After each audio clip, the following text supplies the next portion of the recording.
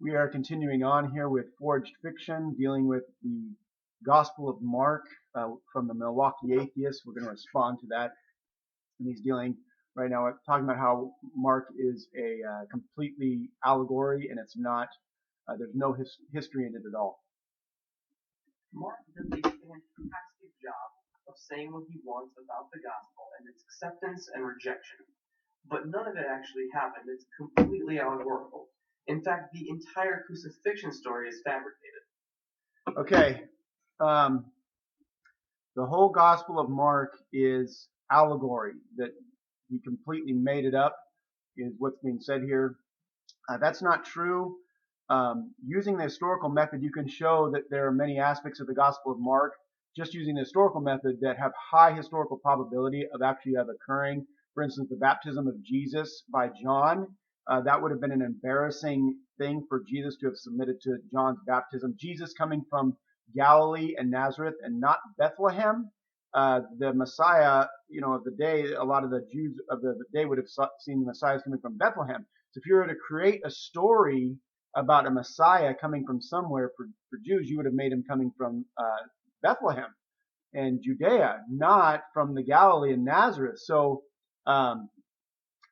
that's embarrassing. It's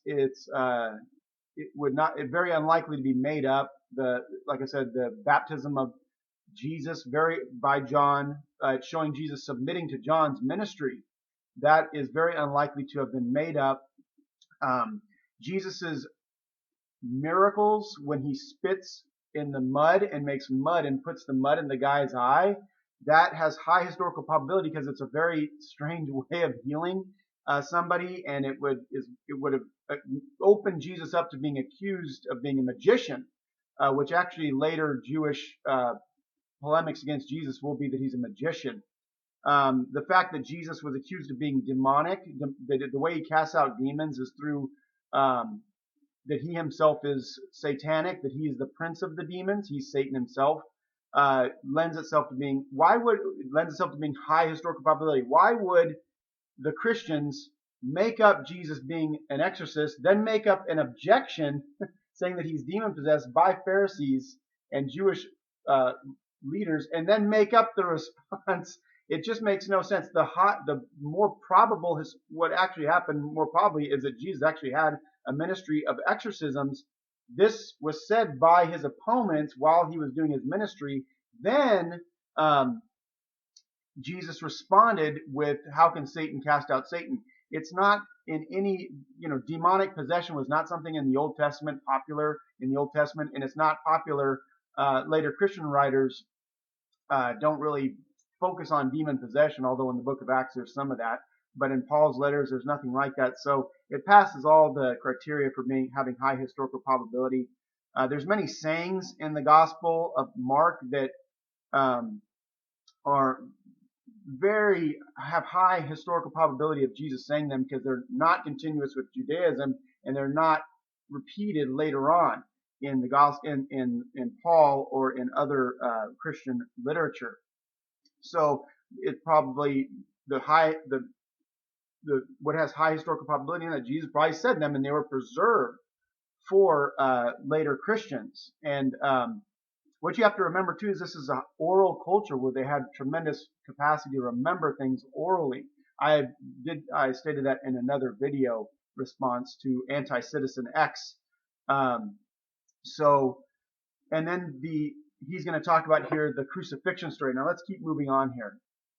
Mark literally took verses from the Psalms to make up this part of the story. He took from many Psalms, but especially Psalm 22. Mark 15:24. Then the soldiers nailed him to the cross, and they divided his clothes and cast lots to decide who would get each piece. Then, let's jump to Psalm 22:18. They divide my garments amongst themselves and cast lots for my clothing. Mark 15:29-31. And those who passed by blasphemed him, shaking their heads and saying, "Save yourself," and mocked him, saying, "He who saved others cannot save himself." Was stolen from Psalm 22:7. Okay. Did Did the crucifixion get made up? Was the crucifixion narrative made up by Mark using Psalm 22? I highly doubt that. And most scholars, now again, I'm not trying to appeal to authority here. I'm just saying that usually scholars, especially from all different stripes, the left, the right, and the center, if they all agree on something, it's showing that the evidence is pointing that direction in a way that is very strong, because there's a lot of disagreements that they have amongst themselves. But the one anchor point that everybody agrees on, because the evidence is so strong, it has multiple attestation to it. It's in every layer, like in the book of Acts. You talk about how in Greek, it doesn't read like history. Well, actually, in the book of Acts, you can see where Luke's Greek, where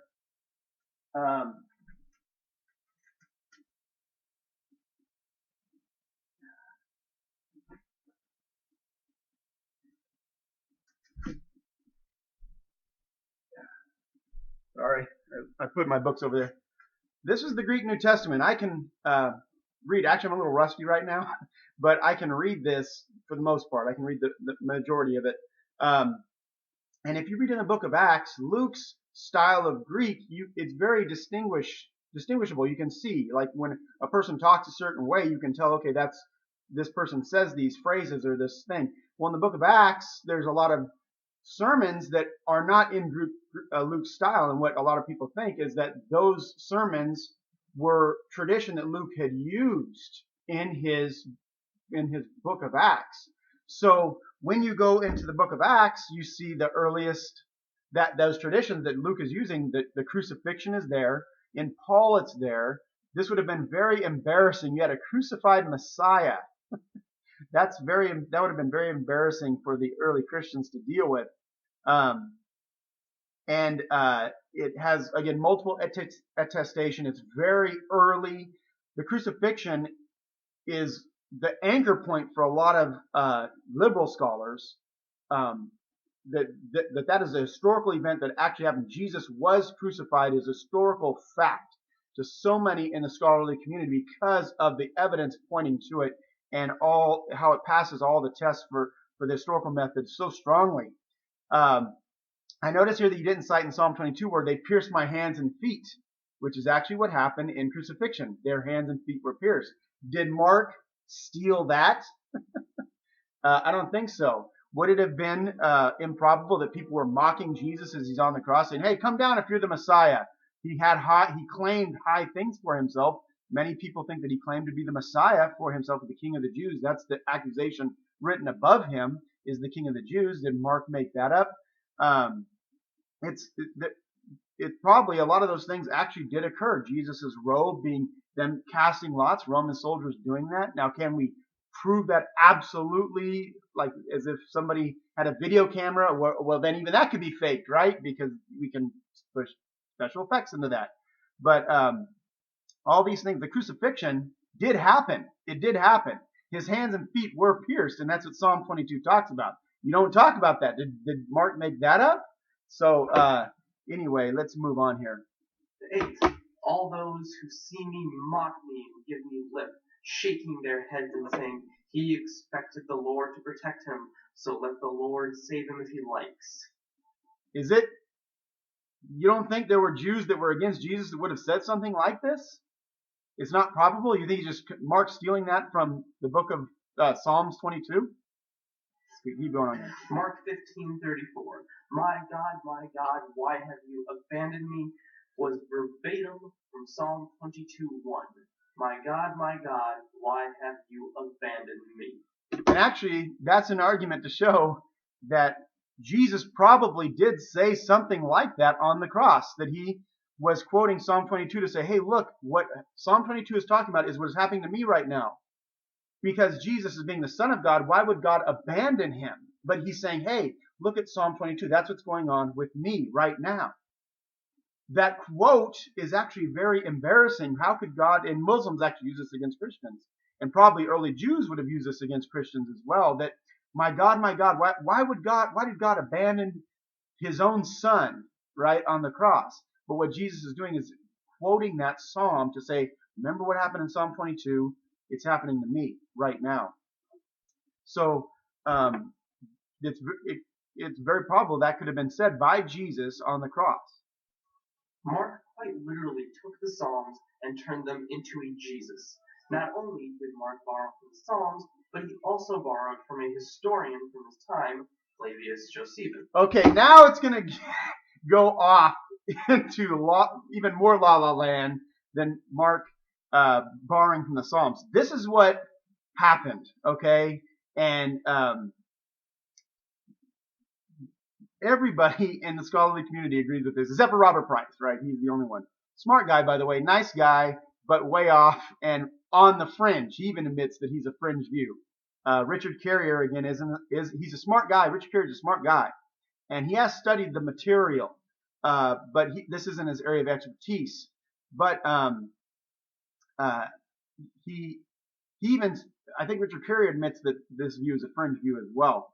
But this is what happened, and this is what everybody agrees on, left, right, center, and it has strong historical probability because it passes historical method so strongly, is the disciples of Jesus thought they were going to Jerusalem to come in with Jesus as the conquering king Messiah in the Old Testament, bouncing off those prophecies from the Old Testament. Jesus goes in and starts talking about he goes in there and he's, inferring his death, that he's probably going to die. He's going to die there. He then dies on a cross. He's crucified. And these early disciples are like, what? And they flee, they run. Again, high historical probability. Why would you make your heroes running and fleeing and being cowards, like Peter being a coward and denying Christ? So they run, they flee, and they're hiding. These disciples are hiding. You have women go to the tomb. Women! Not the men disciples, the women disciples going to the tomb and finding it empty on Sunday in the Gospel of Mark, Matthew, Luke, John, and then there's traditions in Paul that cite that Jesus rose on the third day, which would infer that story.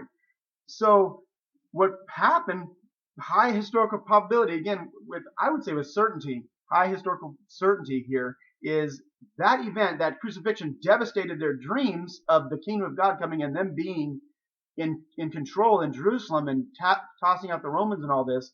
And then they hear this funny story of women finding the tomb empty. And they're like, okay, whatever. Maybe they probably thought his grave was robbed or something. Then they start having these encounters of Jesus in visions that they describe as a resurrection. In their group encounters, they describe it as a physical bodily resurrection. And then they go back to the scriptures and they see in the scriptures that this was what was supposed to happen the whole time. They read Isaiah 53, they read Psalm 22, they read the story of Genesis where Abraham takes Isaac up the hill. They read all these passages from the Old Testament. They go, this is what was planned the whole time. That the Messiah was supposed to die and rise again. That's what happened. Not Mark goes to the Psalms and then to Josephus. Okay, we're going to deal with that here next. Josephus was a historian that lived from 37 AD to 100 AD. In the year 75, Josephus wrote about the Jewish-Roman War in his Jewish War. In fact, Mark constructs his entire Passover narrative from this. In the Jewish War, Josephus speaks of another Jesus, Jesus of Jerusalem. We'll just call him J squared. I think he would really like that. He was a prophet in the 60s who was later killed around the year 70 during the siege of Jerusalem. J squared and Jesus share way too much in common for Mark to just have come up with the story on his own. Oh, I'm yeah. not saying it's impossible, but it is highly unlikely. Highly unlikely. I'm just going to go over a few of these here quick. Both come What to a reach! during a major religious festival. Okay. Both entered the temple area to rant against the temple, during which both quote the same chapter of Jeremiah.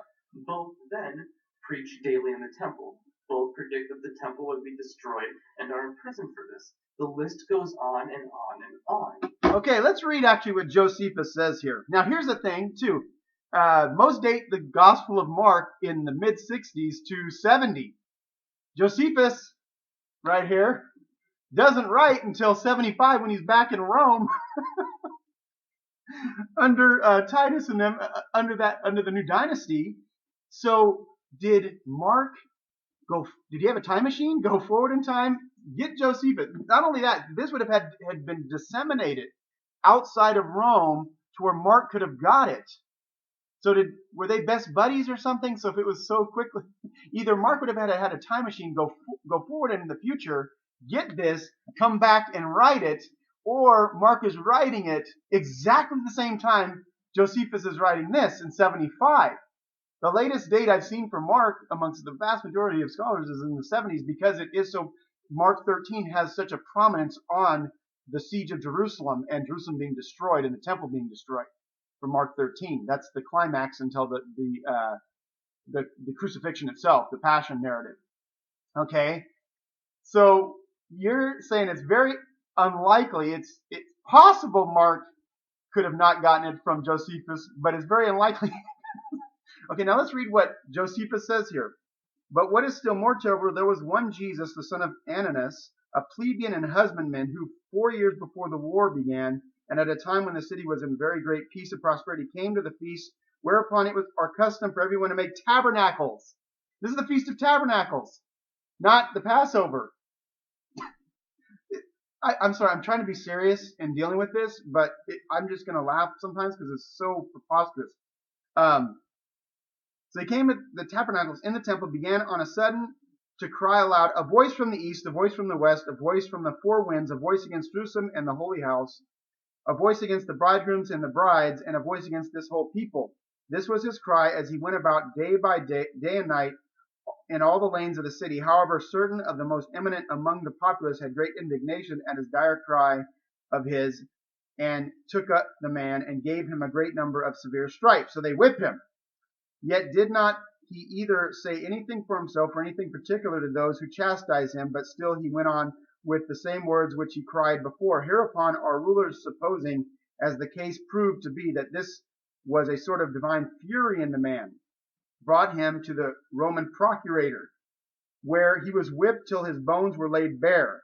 Yet he did not make any supplication for himself, nor shed any tears, by turning his voice to the most lamentable tone possible. At every stroke of the whip, his answer was, Woe, woe to Jerusalem!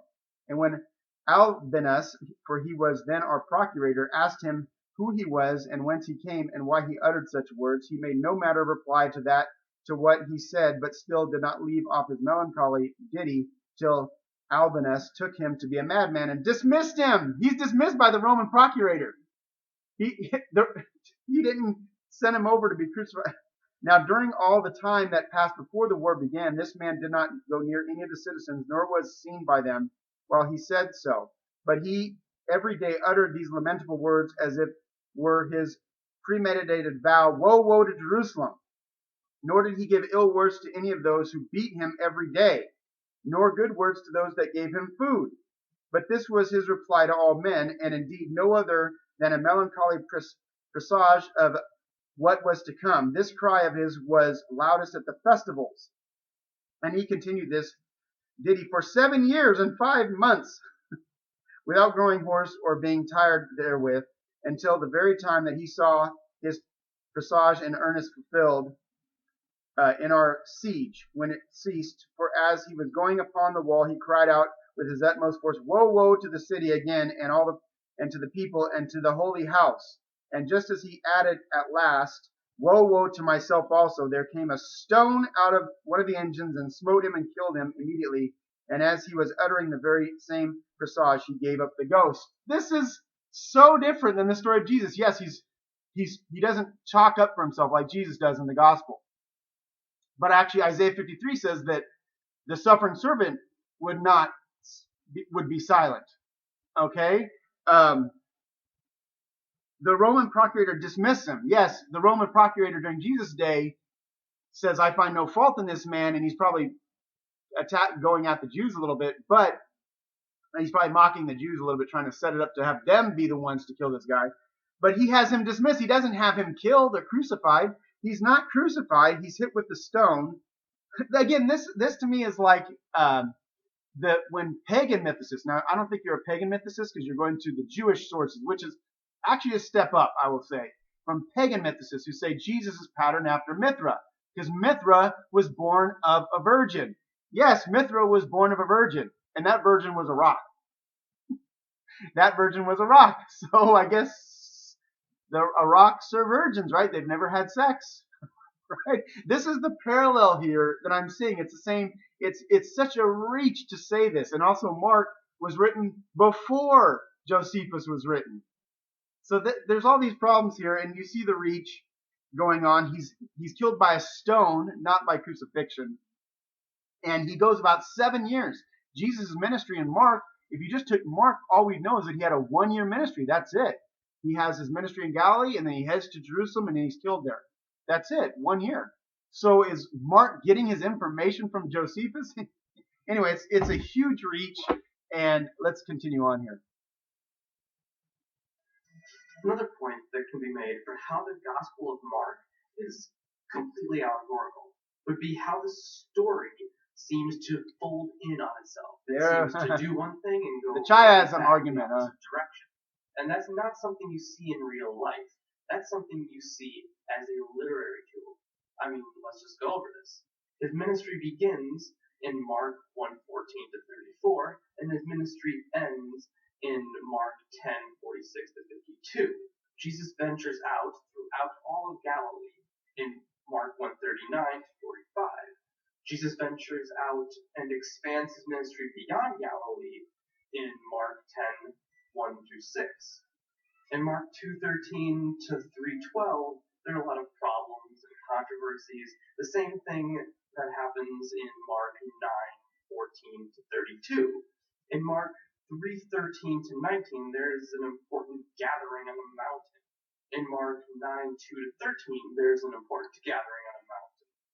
In Mark 3:20 to 3:35, Jesus is accused of being in league with Satan and preaches those who reject Jesus are damned. In Mark 8:27 to 9:1, Jesus accuses Peter of being in league with Satan and preaches those who blaspheme the Holy Spirit are damned. And this all folds in over the sea narrative, and that goes. Okay, this is a chiasm. Okay, now I think your chiasm is silly. You can do this with anything. Now, in Hebrew poetry, in the Old Testament and the Psalms, there is chiasms. That is A, B, B, C, C, and then climax of D, right? And then so you start A is continuation with the end, B with the second part, and the second to the end, and so on and so forth. That's called the chiasm. Your chiasm here is completely kind of artificial, and again, a reach is very reaching. But even if I agreed to the chiasm argument, which I do agree that they use chiastic structures in a lot of their things, and one of the guys that I really respect, his name is Dr. Kenneth Bailey, he believes that Mark does have chiastic structures to a lot of his pericopes. That doesn't mean it didn't happen. Okay, just because JFK, and there's a lot of parallels between JFK and President Lincoln, doesn't mean that these are completely made up fictional characters in American history. Okay, so the chiastic argument fails, and even your chiasm is pretty weak. I could probably actually do a better chiasm of the Gospel of Mark if I put my mind to it. But just because it's in a chiastic formula doesn't mean the pericopes within those chiasms did not actually occur. Okay, so let's keep moving on here. On through chapters 4 through 8. One last thing to point out to show that the author of Mark wasn't basing any of this off of reality would be how he isn't familiar with the Palestinian geography. No one who had actually lived in Palestine would have made the mistakes that the author of Mark does. For instance, Mark 7:31 tells us Jesus departed from the region of Tyre and went by way of Sidon towards the Sea of Galilee in the region of the Decapolis. That trip is 50 miles out of his way on foot. This is one of many mistakes that Mark makes. That's a mistake? So if I say I'm going to San Jose, but I'm going by the way of San Francisco, because I'm in California, I'm in Northern California, that means I didn't make the trip? I didn't go to San Francisco and then go to San Jose? Because a direct route to San Jose is Interstate 680. But if I go to San Francisco, say like I want to go to San Francisco, first I take 80 west and then go south. There's a freeway that goes south to San Jose.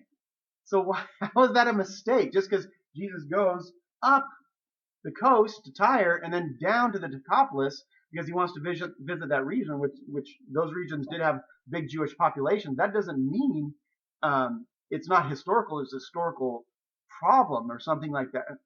Again, you're making stuff out of air here that it's not. There's no historical problem with that if it actually occurred. While Luke and Matthew are very familiar with the geography, but that's for a different video. As an addendum, we have about 40 Gospels. We don't have all of these, though. We know most of them by name and description, as well as having fragments. Okay, I don't know if you can see it on here. The Gospel of Perfection, 4th century Milwaukee Atheists. 4th century. Seriously? You're going to equate this with Mark, who's written in the 60s, latest 70. 4th century. Okay, let's finish his argument here. Fragments of some of them. And all Christians would agree that those other Gospels are bullshit. So what the fuck is going on here? I'll tell you what's going on here, Milwaukee Atheists. Again, I did this with Anti-Citizen, and I've done this with, I think TBS brought this up as well. The reason why the Christian church rejects these later Gospels is because they're later. The 4 Gospels come from the apostolic community. Mark is written in the 60s. He's still in touch with eyewitnesses. Eyewitnesses are still alive at this point. Matthew and Luke are writing in the 80s. John in the 90s. The earliest later gospel we have is Thomas. And there's also another reason why the early church rejected these is because they're Gnostic in orientation. Why is that important? These 4 Gospels, Matthew, Mark, Luke, and John, are Jewish in orientation. Jesus was Jewish. Thomas and these later Gospels that are written by Gnostics are rejected because they're Gnostic, which is Greek in orientation. In those Gospels, Jesus is just a talking head. He's just somebody, he's like Sophia incarnate who's telling wise sayings.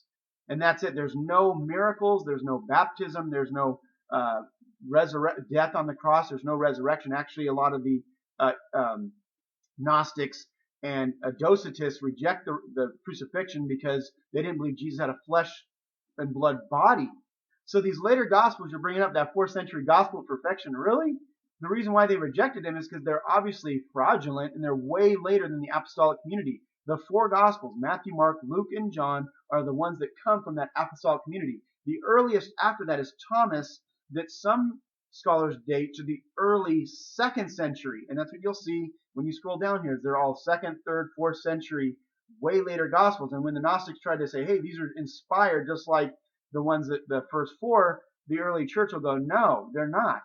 Again, they had the Marcion dispute there in the middle 2nd century when Marcion wanted to get rid of all those aspects. He was basically Gnostic in orientation, and the Church of Rome rejected it for this very reason, because all these Gospels they're early and they're Jewish in orientation. They're not Greek and Gnostic in orientation.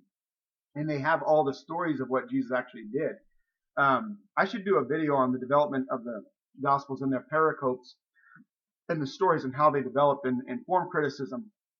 Now, I would like to show you, now you're getting your scholarship here from Bart Ehrman and Richard Carrier. What you need to do, Milwaukee Atheists, here's Bart Ehrman book, the Text of the New Testament, and it's co-authored by Bruce Metzger and Bart Ehrman. Bruce Metzger is an evangelical Christian, believes that the manuscript tradition for the Gospels or the New Testament is very strong. So does Bart Ehrman, by the way. He concedes that it's the strongest from antiquity, the manuscript evidence. There are some additions later on, and we can detect those when you compare the different traditions of manuscript. Very easy. And Bart Ehrman concedes all that stuff. This is called lower criticism. See this? Misquoting Jesus. It's kind of a inflammatory. I thought this was going to be another silly atheist book, mythicist book, but actually when I read it, it has good content in it concerning lower criticisms, which is talking about manuscripts, the manuscript traditions. Okay, and that's what Bart Ehrman specialized in. I believe his doctorate was in the Alexandrian manuscript tradition. Okay, so that's what he specialized in. He's not a higher critical scholar, which is someone who checks on the history of it. Now, he does know a lot about that. He knows a lot about higher criticisms, and he's very informed on that, but that's not his specialty. Here's Ben Witherington. Now, he's conservative. He's right, conservative. He is a scholar on the New Testament in that area, more in that area. Jesus and the Eyewitnesses by Richard Bachman. He, too, has studied that a lot, and he's conservative, very conservative scholar. John Dominic Crossan, he's a part of the famous Jesus Seminar. He's very liberal. He concedes Jesus existed, and he knows it's certain that all of Mark was not made up by Mark, that he was getting earlier traditions that have history behind them. The first guy, one of the first guys to really write a definitive book on this was Albert Schweitzer, The Quest for the Historical Jesus. He calls Jesus mythicists, your position, crazy. He says you guys are crazy. Oh no, that's Boltman. Sorry, that's not Schweitzer. But Schweitzer does completely concede. He's liberal, more to the left. He's kind of older, and he's a forerunner of this. He concedes Jesus existed. He has a whole historical reconstruction of Jesus' life. This is Gert Lüdemann. He's an atheist, actually. He concedes that the crucifixion of Jesus actually happened, and he concedes that Jesus actually existed, and it's true. Jesus is a reality, and but he's more liberal. This is N.T. Wright. He is more conservative in his orientation, and he has I kind of side with him more, and I'm more right, moderate right, I would say, and N.T. Wright's more conservative. Now, this is Raymond Brown. He is more moderate, in the middle, and he's a Catholic theologian. But he says that the Gospel of Luke has errors with the census and all this, so he's doesn't believe the Bible has absolute infallibility. He's more moderate. He's more in the middle on that. You have E.P. Saunders. And he concedes also that Jesus existed completely. He says there's some things we can say with certainty about his life in this book. The historical figure of Jesus, E.P. Saunders, he's a great scholar that talks about this. Martin Hagel, he's another guy that I read who's really big. He has a construction of Jesus' life in the early church as well. He's more conservative right, I would say. Marcus Borg, he's a part of the Jesus Seminar as well. Very intelligent guy. I disagree with a lot of his conclusions, but he's more liberal, like John Dominic Crossan. But he has a construction of Jesus' life, concedes Jesus existed. Will the real Jesus please stand up? William Lane Craig, I think he did some scholarly work in this, but I don't think his specialty is the historical Jesus. He's not a historical Jesus scholar. But this is really conservative, right? This is defending the Christian faith from a conservative perspective. The meaning of Jesus, this is a debate between N.T. Wright and Marcus Borg. This shows you left and right. Luke Timothy Johnson at Emory University, he's more moderate. He attacks the Jesus Seminar, actually. He says they're going too far left, and he says that Jesus existed. We can say some things very certainly about his life and his history. And he has a real good book there called The Real Jesus. Meyer, too, I don't have any of his books here, but I have him in my Kindle. He's a Catholic scholar who's moderate. Why the Jews rejected Jesus. Now, this is written by a Jew who is saying why Jews don't accept Jesus as the Messiah. He concedes. Now, I don't think he's a scholar at all. I don't know his name. Klinghoffer. He concedes Jesus existed. And that we can say many things about him. And of course, this guy's a Muslim scholar, the Muslim Jesus. Now they paint their Jesus who was virgin born, but wasn't crucified. And that's funny to me that Muslim scholars quote liberal naturalistic scholars saying, look, they agree with us. No, they don't. The naturalistic scholars would say Jesus was not virgin born. The Quran says he was. Jesus didn't do any miracles, according to liberal scholars. The Quran says he did. and Jesus was crucified according to liberal scholars. That's the anchor point, remember, of the life of Jesus, that he was crucified. The Quran denies that Jesus was crucified. So all these things that the Muslims try to jump on the bandwagon of liberal scholars, they're if they follow what the liberal scholars say, really, then the Quran goes out the door as well. Here's Bishop Spong. He is more liberal, but he concedes Jesus existed. He's talking about the resurrection here. Here is Paul Barnett. He's more conservative, and he has a construction here of the historical Jesus as well. And here's a book written by my friend Bishop Bertrand Todd. It's called Stop Pimping the Church. And this has nothing to do with historical Jesus scholarship. It's just a book about how pastors need to stop pimping the church. And it says here, this picture here shows that's Pastor Pimp and the church hose right there. I just thought that was funny because I found that book when I was scavenging through this. But again, do some more research, Milwaukee Atheist. You seem to be a smart guy and a nice guy, and I saw some of the people come and visit my video post, and they seem to be nice people and wanted a good, productive dialogue. I recommend studying all these others. There's many more that I haven't mentioned here. There's hundreds, there's thousands in the SBL. I don't know how many scholars there are that specialize in the New Testament and historical Jesus scholarship, but I'm sure it's in the thousands. But on the continent of Europe, England, and North America. But read a lot of it. Don't just read Richard Carrier and say what he said and just go off what he says, or Bart Ehrman. Go into these others. Read E.P. Saunders' book. Read N.T. Wright's book. Read Luke Johnson from Emory. Read Raymond Brown. And that's another guy that I put on him. Yeah, I think so. Raymond Brown.